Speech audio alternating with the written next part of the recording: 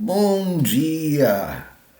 Vamos à leitura das senhas diárias para o dia de hoje, dia 23 de setembro de 2022, uma sexta-feira. Antes, eu vou fazer a minha pequena reflexão, minhas pequenas considerações, como espero vocês já estejam acostumados e gostem, se não gostarem podem reclamar. Vou fazer umas pequenas considerações para ajudar nas leituras, na compreensão das leituras e também se eu puder, mostrar um pouquinho de como é nosso estudo numa faculdade de teologia. Uma faculdade de teologia séria, tá? Onde a gente conversa sobre tudo. A gente não fica só sendo treinado, certo? A gente pensa. Dizia um professor meu que quem vai fazer uma pregação e faz a mesma pregação, só traduz a língua, a mesma pregação, o mesmo texto,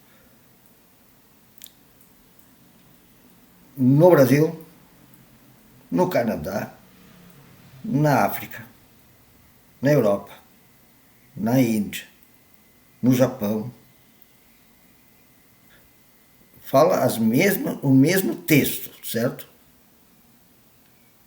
Essa prédica, essa pregação, prédica, homilia, é ruim. É ruim. E se ele acha que está certo, ele está errado. Esse pregador ou essa pregadora. Porque o conteúdo, tudo bem, conteúdo central. Esse pode ser o mesmo. Mas o público é diferente.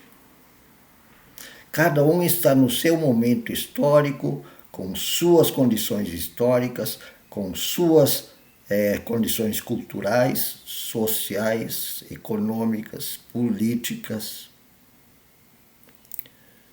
com o seu universo simbólico, são diferentes. Então eu tenho que não só adaptar a minha pregação, mas também tenho que ter sensibilidade para sentir o que as pessoas desejam. Quais são os problemas das pessoas, os problemas materiais, os problemas culturais, os problemas sociais e os problemas filosóficos, as perguntas de vida. Tudo isso muda conforme a realidade, as necessidades, as buscas, procuras de cada lugar em suas condições históricas, materiais, sociais, culturais. Então, não quem fizer a mesma prédica no Brasil, Canadá, África, Índia, Japão, Europa, quem fizer a mesma prédica está errado e essa prédica é ruim. Embora o centro da mensagem possa ser o mesmo. Isso vai ficar claro lá no primeiro texto, que é aquele que eu leio, são dois. O primeiro texto é um texto que sempre muda o livro, hoje vai ser João. O segundo texto, que é o de Crônicas, que é leitura contínua, esse eu não leio, eu só faço um resumo. Quando eu chegar lá, eu vou falar de novo sobre isso, sobre o contexto em que o texto nasceu e a contextualização de para quem é falado, a quem ele quer atingir. Mas vamos lá às leituras. Isso que eu falei vai ficar claro na leitura do primeiro texto e lá eu vou comentar de novo. As leituras todas agora. Os versículos, o primeiro e o segundo, e a oração de maneira um pouco confusa, acho que está mal traduzida. Vamos falar do conteúdo central, tá? Primeiro versículo. Vem de 1 Samuel, primeiro livro de Samuel, capítulo 12, versículo 22. O Senhor, Deus então, eu tenho que olhar se está escrito Senhor se tiver Senhor lá, com letras maiúsculas, assim, S-E-N-H-O-R, com letras maiúsculas, é porque lá está escrito Javé. O Senhor, Javé, decidiu fazer de vocês o seu povo. Ele nos procurou. E no segundo versículo do Novo Testamento, e vai dizer a mesma coisa, com outras palavras. Efésios capítulo 2, versículo 8. Pela graça vocês são salvos mediante a fé. E isto não vem de vocês. É um dom de Deus. Deus deu a vocês a sua graça, e isso vocês aceitam pela fé. Isso vocês vivem pela fé. É a mesma coisa. Então, primeiro versículo. O Senhor decidiu fazer de vocês o seu povo. Segundo versículo. Pela graça vocês são salvos mediante a fé. E isto não vem de vocês. É dom de Deus. Em alguns lugares diz é dom gratuito de Deus. E a oração feita por Christian Gregor. Eu acho que tem um problema de tradução. Por isso um professor meu dizia tradutor e traditore. Tradutor, traidor. Porque traduzir, olha, sempre é complicado. Isso faz a diferença entre os bons e os maus tradutores, tá? Porque expressar o que uma outra pessoa quer dizer não é mole. A oração. Dá, ó Jesus, que aqui na terra minha vocação e escolha da graça se fortifiquem dia a dia. Escolha tua e escolha minha. Para que, junto com os escolhidos teus, os teus escolhidos, eu possa dizer que a bela herança, que não murcha e é eterna, é também minha, até que pelo poder de Deus, a ti em fé cheguemos. Até que a gente conheça, porque a gente não conhece. Mas que essa bela herança que tu nos escolheste, esta bela herança desta graça, que não murcha, no sentido de não passa, é eterna, e que é também minha, pelo poder de Deus, a ti em fé cheguemos no teu reino, num conhecimento mais amplo, porque a gente não conhece por enquanto, e isso tem a ver com o texto do Evangelho que eu vou ler agora. João capítulo 13, versículos 31 a 35. Agora, deixa eu voltar àquilo que eu estava falando antes, do contexto onde o texto é escrito, no caso daquele da prédica, que o professor estava nos comentando, né? O contexto onde nós escrevemos a nossa prédica, certo? Eu não posso simplesmente pegar esse texto e fazer o mesmo texto em outro ambiente. Ambientes tão diferentes, como o Canadá e do Brasil, como a África é do Canadá e do Brasil, como a Europa é da África, do Canadá e do Brasil, como a Índia é diferente da Europa, da África, do Canadá e do Brasil, como o Japão é diferente da Índia, da África, da Europa, do Canadá e do Brasil.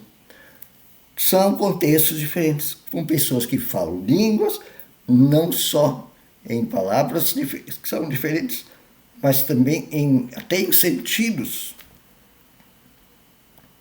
Tem palavras que aqui no Rio Grande do Sul eu falo, todo mundo entende. Eu vou ali em Santa Catarina, já não entende. Mas não é só isso, é os sentidos também filosóficos, culturais, econômicos, As necessidades são diferentes.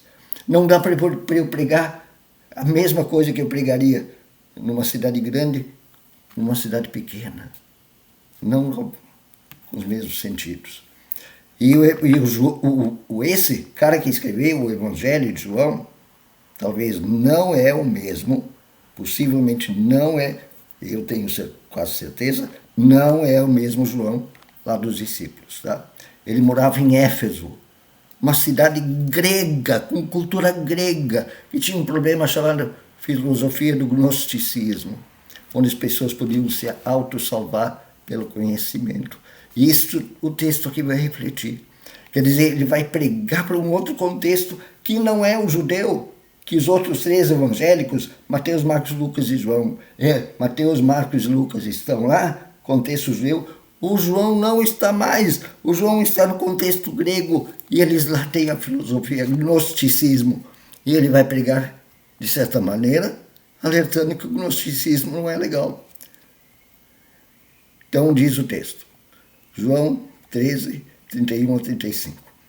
Quando ele saiu, disse Jesus, agora foi glorificado o Filho do Homem e Deus foi glorificado nele. Isso na última ceia, na quinta-feira antes de ser preso e crucificado.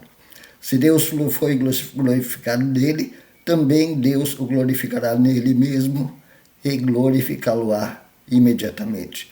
Filhinhos, ainda por um pouco estou convosco, buscar-me-eis, e o que eu disse aos judeus também digo agora a vocês. Olha, não está mais entre os judeus.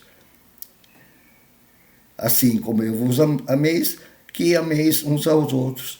Nisto reconhecerão todos que sois meus discípulos, se tiverdes amor uns aos outros.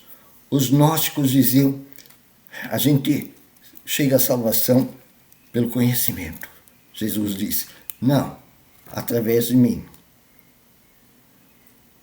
Jesus disse, o Filho de Deus vai glorificá-los e para onde eu vou, vós não podeis ir pelo conhecimento, mas através de mim e do amor uns aos outros.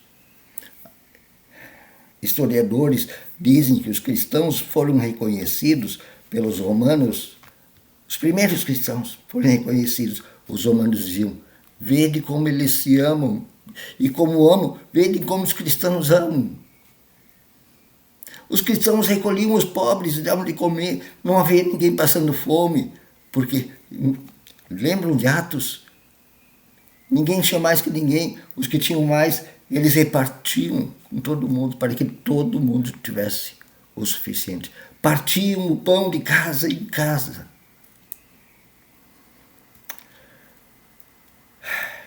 Que bonito, né? Mas lembrem-se de tudo que eu falei. Não só do bonitinho, do desafio, para vocês, para mim, para todos nós. Amarmos uns aos outros e reconhecermos a necessidade de cada lugar, cada pessoa, cada momento, os contextos. E o segundo texto, deixa eu ver, 2 Crônicas, capítulo 20, 34, já é o rei Josias, tataraneto do Salomão. Ele tenta fazer uma purificação, mas eles estão há 4 gerações tentando fazer purificação. Aí ele queima os ídolos. Mas assim não adianta. Tem que mudar o contexto da cabeça. Amai-vos uns aos outros. Não é? Não é exterior. Não são aparências. Está lá dentro. No conteúdo da fé, que não é exterior. É o amor. Um bom dia.